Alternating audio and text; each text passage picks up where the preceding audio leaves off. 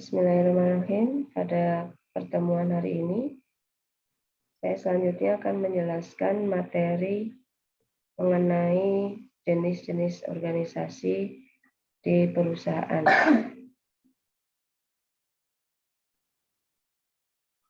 Di sini kita lihat ada struktur fungsional.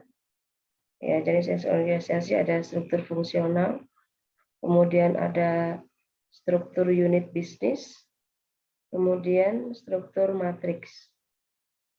Untuk struktur fungsional di sini menjelaskan mengenai tanggung jawab seorang manajer itu terbagi atas fungsi yang terspesialisasi atau secara khusus seperti halnya fungsi produksi dan pemasaran. Adapun keuntungan yang terpenting daripada struktur organisasi ini adalah suatu efisiensi karena pembagiannya berdasarkan pada fungsi yang telah ada dalam suatu usaha atau perusahaan. Kelemahannya adalah di sini sulit untuk menentukan efektivitas setiap fungsi, kemudian terjadi permasalahan antara fungsi organisasi pada level tertentu, dan kemudian struktur di sini tidak sesuai bagi organisasi yang melakukan diversifikasi. Diversifikasi di sini lebih kepada diversifikasi usaha. Ya. Kemudian ada koordinasi antar fungsi sulit dilakukan, misalnya pengembangan produk baru. Ya, biasanya di sini dikarenakan masing-masing fungsi memiliki tanggung jawab dan yang sudah dibebankan oleh pihak perusahaan. Untuk gambar daripada struktur organisasi fungsional di sini seperti berikut ya, bisa dilihat adanya pimpinan, terus ada staf di sini, kemudian ada manajer-manajer. Nah, staf di sini biasanya mengkoordinasikan atas tugas dan tanggung jawab terhadap masing-masing manajer ini. Kemudian dia memiliki staf tersendiri ya, masing-masing divisi. Ini ada beberapa manajer, ada manajer pabrik 1, 2, dan 3. Begitu juga pemasaran memiliki manajer pemasaran sesuai daerahnya. Jadi misalnya daerah A ini Tasik, daerah B ini misalnya Garut, daerah C ini Cirebon misalnya ya. Nah, kemudian di sini ada struktur unit bisnis. Dalam struktur unit bisnis, di sini manajer ini tanggung jawabnya atas aktivitas dari masing-masing unit, ya, dan unit bisnis berfungsi sebagai bagian yang semi independen dari suatu perusahaan.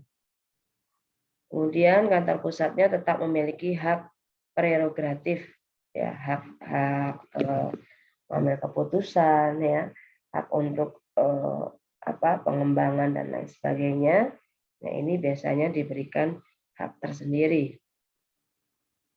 Keuntungan daripada unit bisnis ini adalah pelatihan manajemen dapat dilakukan secara umum, ya. Pengambilan keputusan dapat diambil secara tepat dan cepat. Namun di sini ada kelemahannya, yaitu perusahaan unit bisnis mungkin terdapat kegiatan yang sama di setiap unit bisnisnya, dan adanya kesulitan untuk memperoleh tenaga yang terlatih. Konflik antar unit bisnisnya ini pengembangan daripada masing-masing departemen di sini, jadi tidak ada pelarangan sehingga bisa saling bersaing. Ya, misalnya satu unit bisnis membuka misalnya usaha percetakan, ya. Di satu unit bisnis yang lain juga diperbolehkan membuka unit percetakan. Jadi semacam adanya persaingan di dalam unit bisnis yang ada di suatu perusahaan. Perusahaan hanya melihat di sini sebagai siapa penghasil laba terbesar. Nah, masalah bagaimana pencapaiannya perusahaan ataupun pimpinan tidak memperdulikan. Yang penting dia memiliki unit bisnis. Nah, kemudian struktur organisasinya adalah seperti berikut ya.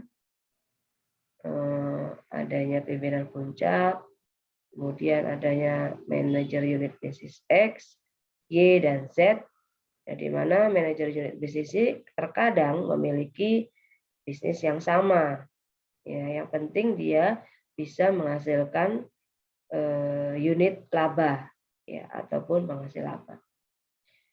Untuk struktur matriks di sini memiliki tanggung jawab ganda, ya, berbentuk fungsi organisasi membantu beberapa unit bisnis yang dilakukan sehingga struktur ini dapat memanfaatkan efisiensi setiap fungsi organisasi sesuai dengan masing-masing unit bisnisnya. Nah, untuk kelebihan struktur matrik ini yaitu mampu mencapai tingkat koordinasi yang diperlukan, ya, dapat memanfaatkan karyawan secara fleksibel sesuai untuk pengambilan keputusan yang sifatnya rumit, ya, sangat sesuai untuk organisasi ukuran sedang. Kekurangan struktur organisasi matriks, adanya wewenang ganda, ya, munculnya kebingungan, menghabiskan banyak waktu untuk koordinasi, hanya bisa berjalan jika hubungan bersifat kolegial atau bukan vertikal. Jadi hubungannya di sini bersifat kolega, yaitu sesama, tidak vertikal. Ya. Sifatnya di sini lebih kepada saling bekerja sama, saling istilahnya timbal balik. Nah, ini struktur matrik ya. Struktur matrik ini sangat rumit. Biasanya struktur ini sudah jarang dipakai ya. Yang paling normal sekarang ini yang dipakai yang tadi fungsional. Ya. Untuk yang struktur yang unit bisnis pun ini juga jarang dipakai ya. Karena di sini masing-masing unit bisnis memiliki satu persaingan.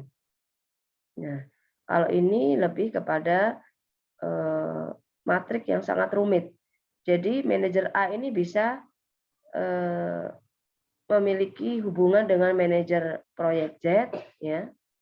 Manajer fungsi B bisa ke sini, jadi ke segala arah. Nah, inilah menyebabkan kekacauan. Tidak adanya satu pintu yang mempertanggungjawabkan setiap keputusan ataupun setiap tindakan yang diambil dalam manajemen. Fungsi controller di sini yaitu individu yang bertanggung jawab merancang dan mengoperasikan sistem pengendalian manajemen. Ya, inilah sifat tugas daripada controller. Kalau di suatu hotel ya, kalau kalian tahu seluk-beluk hotel, jadi ada namanya internal control ya. Internal control ini biasanya berada di bawah GM, ya, ada controller di situ. Dia lebih tanggung jawabnya biasanya lebih rumit dibanding seorang GM itu sendiri, karena seorang controller itu mengetahui apa saja pusat biaya dan pusat pendapatan dalam suatu unit bisnis yang ada di hotel. Ya, misalnya bagian food and beverage, terus begitu bagian room service, dia harus tahu ya. Jadi di sini ada membuat laporan, menyajikan, menganalisa, itu tugasnya controller semua. Dalam struktur organisasi, controller merupakan fungsi staf. Controller bertanggung jawab menetapkan dan menganalisa pengukuran pengendalian dan memberikan rekomendasi tindakan yang harus dilakukan. Jadi kalau misalnya perusahaan itu mengalami laba hanya misalnya 100 juta ya, apa yang akan dilakukan? Nah, inilah tugas kontrol untuk menganalisis. Biasanya ini disebut internal auditor atau orang yang bertanggung jawab mengaudit sistem yang ada di perusahaan. Keputusan yang dilakukan controller adalah mengenai implementasi kebijakan yang ditetapkan manajer. Jadi kalau manajer itu membuat suatu keputusan, ya, dan kebijakan, nah implementasinya diterapkan oleh seorang controller yang biasanya diinstruksikan kepada para staf yang ada di bawahnya. Terkadang instruksi yang diberikan seorang manajer itu kurang dipahami oleh bawahannya. Nah, inilah tugas controller untuk memberikan suatu pemahaman atas kebijakan yang telah diputuskan oleh seorang manajer. Untuk kontrol unit bisnis, di sini mempunyai dua pimpinan, yaitu corporate controller yang bertanggung jawab pada sistem pengendalian secara keseluruhan, ya. Artinya dia dari mulai produk itu akan di-launching hingga produk itu nanti misalnya laku nggak lakunya, itu adalah controller unit bisnis biasanya. Namun kalau tidak ada suatu controller di suatu perusahaan, maka biasanya manajer bertanggung jawab berfungsi memiliki fungsi ganda sebagai controller. Hal ini biasanya untuk penghematan. Tapi biasanya kalau untuk perusahaan lebih besar, controller itu berdiri sendiri, ya, manajer berdiri sendiri. Nah, ini salah satu gambaran ya yang bisa dilihat daripada fungsi corporate controller. Ya, di sini adanya unit bisnis. Sehingga kelemahan di sini jika controller unit bisnis berhubungan langsung dengan manajer unit bisnis, maka ada kemungkinan ia tidak memberikan laporan objektif, ya, mengenai anggaran dan kinerja unit bisnis. Jika controller berhubungan langsung dengan controller corporate, maka unit bisnis akan memperlakukannya sebagai mata-mata dari kantor pusat. Jadi kesannya dia mengawasi. Nah, ini salah satu yang bisa diadopsi daripada fungsi controller. Ya. Baik, mungkin demikian penjelasan dari perkuliahan hari ini. Terima kasih atas perhatiannya. Wassalamualaikum warahmatullahi wabarakatuh.